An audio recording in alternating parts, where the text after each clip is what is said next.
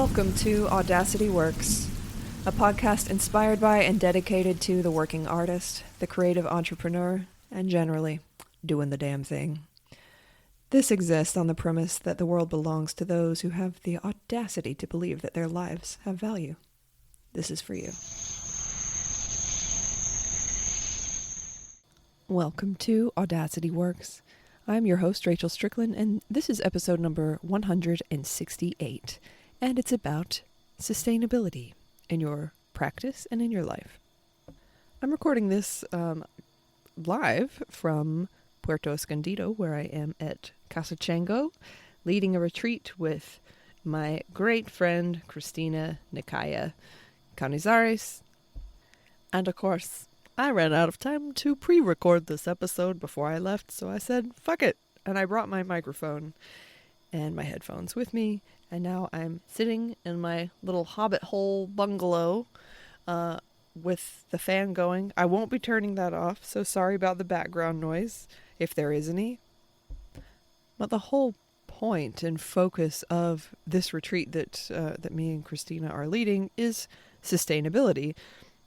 Presumably for athletic practice, particularly for artists who are either entering into or after their mid-30s. So I don't know about you, but sustainability meant something really different to me 10 years ago. Actually, 10 years ago, I was 33, which is the age group I'm talking about. Let's go back in time.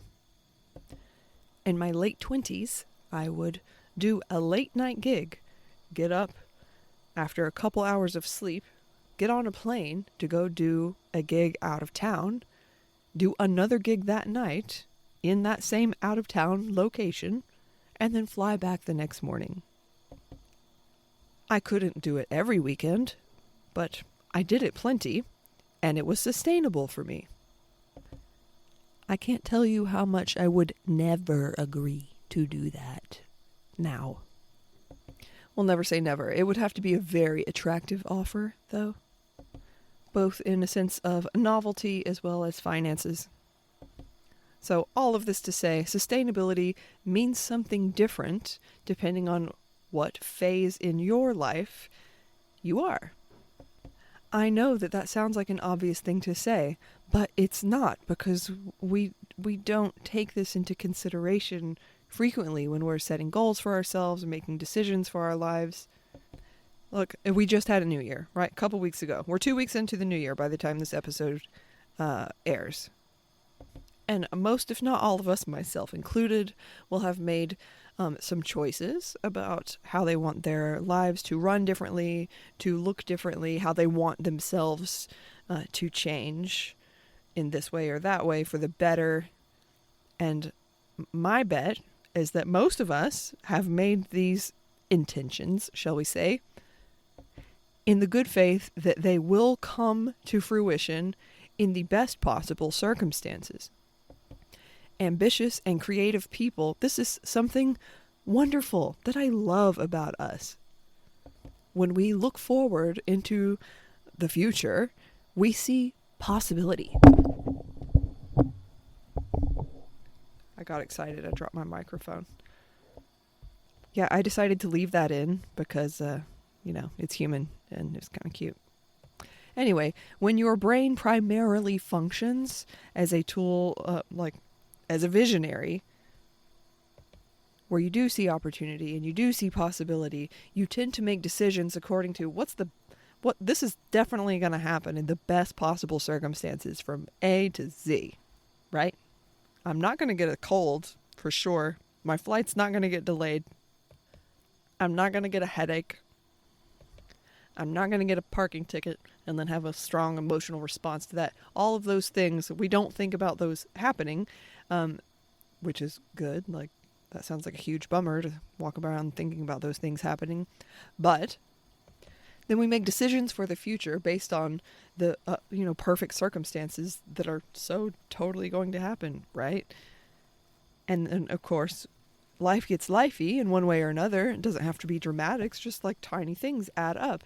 And then if we can't stick to the things that we have laid out for ourselves, we feel like we fucked up. We're like, fuck it.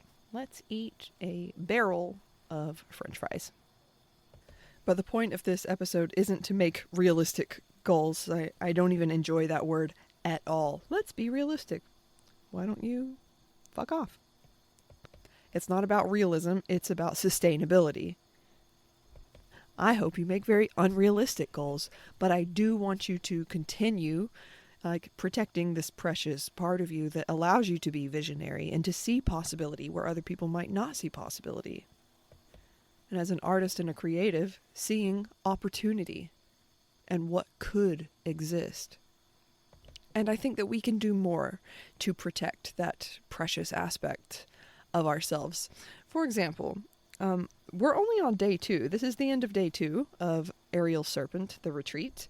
On day 1, during Kristina's class, she asked us about goals and asked us to set, 12-month goals, 6-month goals, and a 1-month set of goals or expectations. Great, right?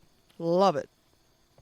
And then she had us rate our resources. Let's say 1 to 5 stars. How much do you have of the following? Time, energy, community, and facilities. So we sat and we had to think and we rated, what we had access to. And then stop me if you think you know where this is going.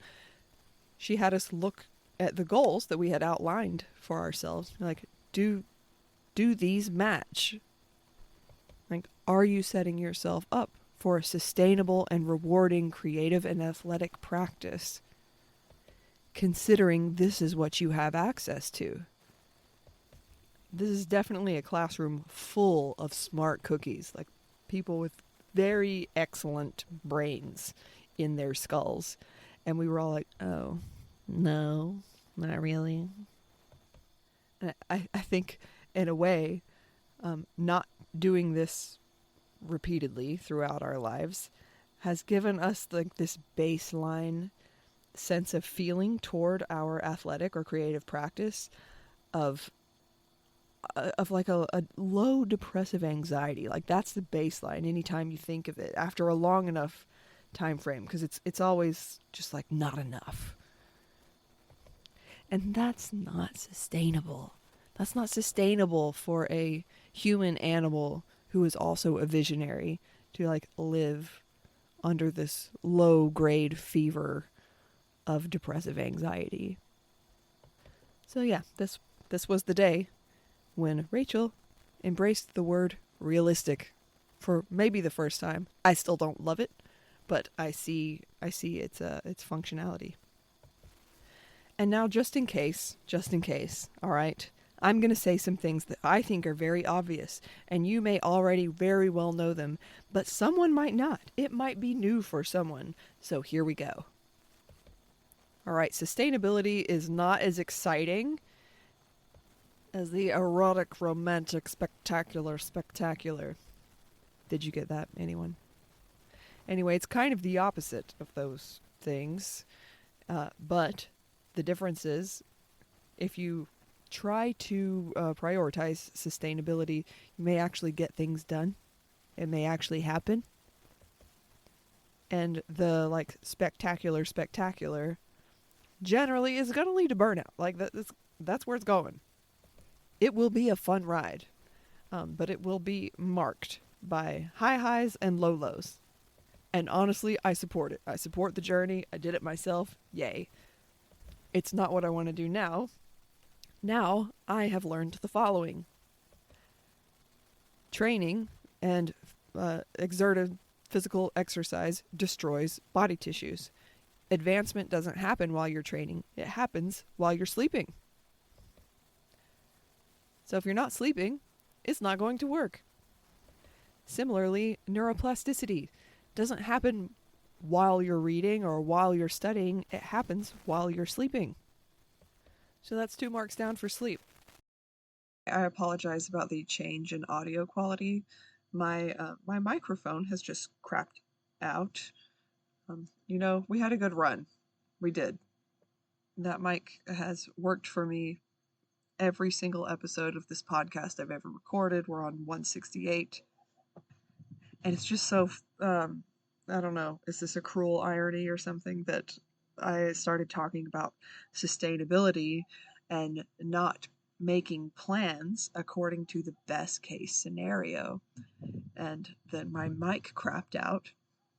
So I'm using my earbuds to record this, and I know it sounds terrible, and I do apologize, but it kind of sounded terrible before because there was a bit of a static and I couldn't figure out why. And the reason why is because my microphone was about to crap out. So you might ask me, how does that medicine taste? Your own flavor?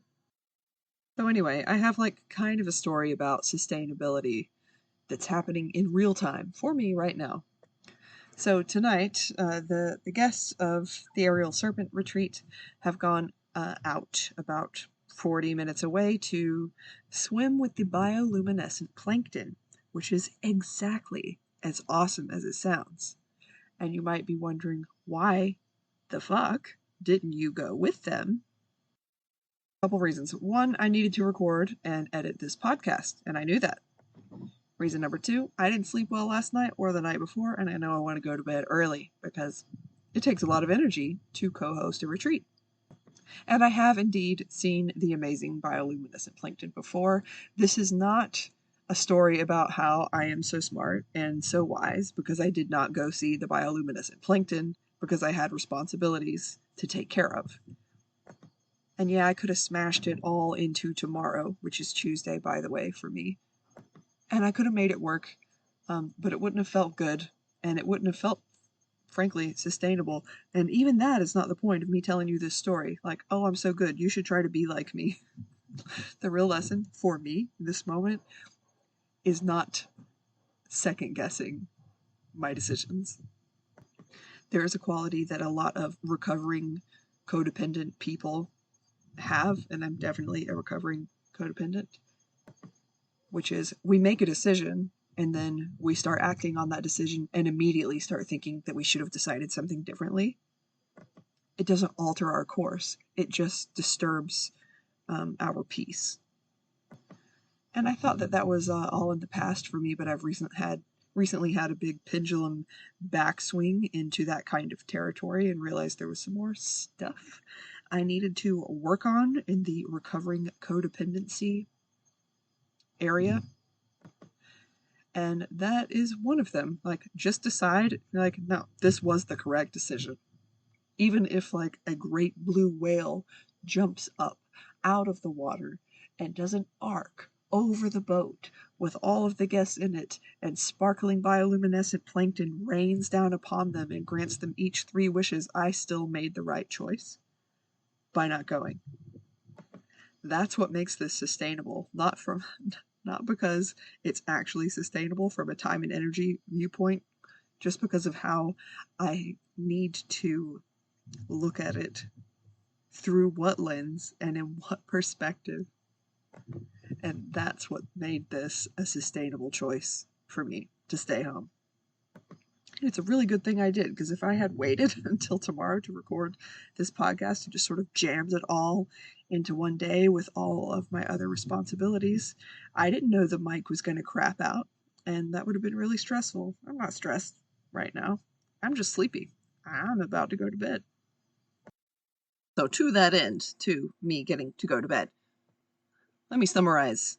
Let's talk about sustainability really succinctly through a particular lens. You can do everything right. You can remember that you're a sentient plant, basically. Get nutritive food. Get the sunlight that you need. Get the water that you need. Movement, because you're a walking plant. You can take care of all of those things and make sure that you've got that down, which is a tremendous victory in and of itself, by the way. However, if we can't find a way for our spectacular, visionary capacity to see the potential for beauty and art and abundance for everyone, with the reality that we're not always going to get the best case scenario, and we're not always going to get the best possible circumstances, then we're going to be disappointed a lot. This is a really uncomfortable message for me to deliver, because it's almost like I'll give you a quote. This is an Anon quote. Expectation is resentment under construction. And the reason that it's unpleasant for me to be delivering this point of view is because I don't want to be the person telling you to expect things to go wrong. So, and I'm not telling you expect things to go wrong and then you'll never be disappointed, because ugh. But how about this? When you look at the goals that you've set for yourself, when you look at the potential that you're working towards because you see something that's possible, have you taken your humanity into account? And are you giving yourself enough grace around those goals where it can be realistic for you to live inside of them with grace, even when the circumstances are at their worst? It's just like another way that we're fucking ourselves, the expectation that you'll get the best case scenario at all times. It sounds like pessimism, but it's not really. It's just like another sneaky way that perfectionism gets into the machine and fucks it up. When you're constantly failing to meet your own expectations because circumstances outside of your control, perhaps, are not at their best, then it creates a really hostile environment, like a hostile relationship with your creative practice or your athletic practice, because you feel like you're always falling short of the mark. If you are always falling short of the mark, I don't think your effort is the problem. I think the mark is the problem. I could have just summarized the entire fucking episode right there. So I'll say it again. If you are constantly falling short of the mark, your effort may not be the problem. The mark may be the problem. Luckily, you're the one that set the mark. So, if we want to go about it in a more sustainable way, we could take circumstances and humanity into account. If it sounds like I'm talking to myself, you'd be right. Okay, my friends, I'm looking at the time, and I've got another many days of retreat left to co-lead, so to be sustainable, I'm going to go now, go take care of myself so that I can keep doing the thing that I do.